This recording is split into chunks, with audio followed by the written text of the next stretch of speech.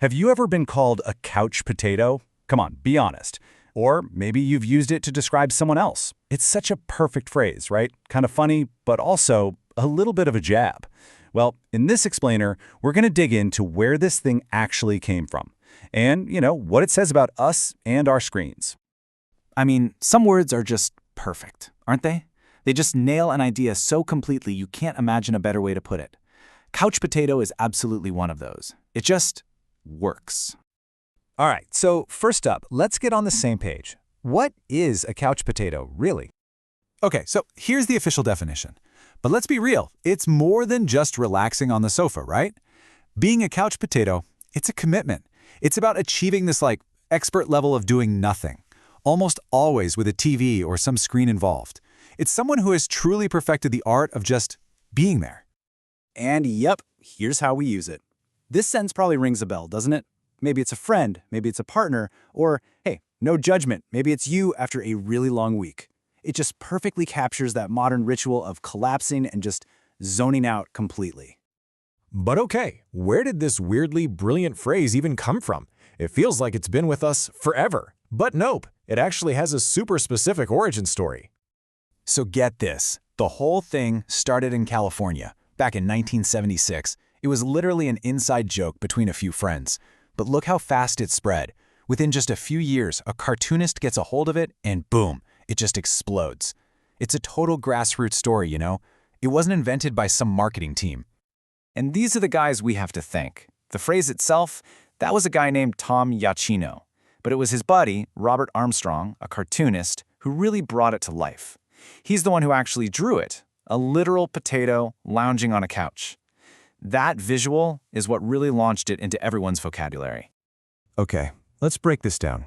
Why a couch and why a potato? Seriously, think about it. The combination is so weird but so perfect. This is where you see the real genius behind the term. So let's look at the two parts. The couch, that's easy, right? It's all about comfort, home, but also being immobile. You're not going anywhere. And then there's the potato. I mean, what does a potato do? It just sits there. It's a tuber.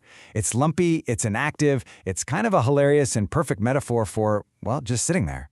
And when you smash those two ideas together, you get this super vivid picture in your head. It's not just about being lazy in general. It's about this very specific kind of modern laziness. The kind where you're just passively soaking in media, totally glued to a screen. But a phrase like this doesn't just pop up out of nowhere, right? It had to come from somewhere. It needed the perfect environment to really take root. And that environment was 1970s America. This was when television culture was just exploding. Suddenly, the TV wasn't just a piece of furniture. It was the king of the living room.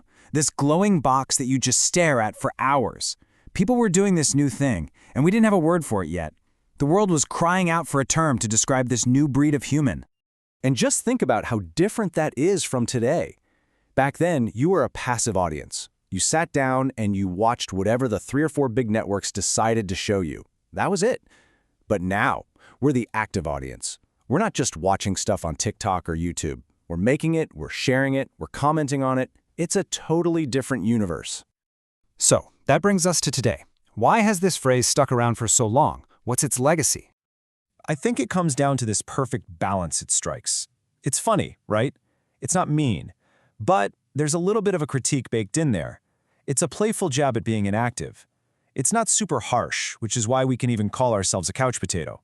It's a way to acknowledge it without feeling too bad about it. Which leads to one final big question.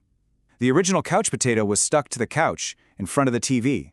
But now, our screens are in our pockets. We take them everywhere. So has the couch potato just evolved?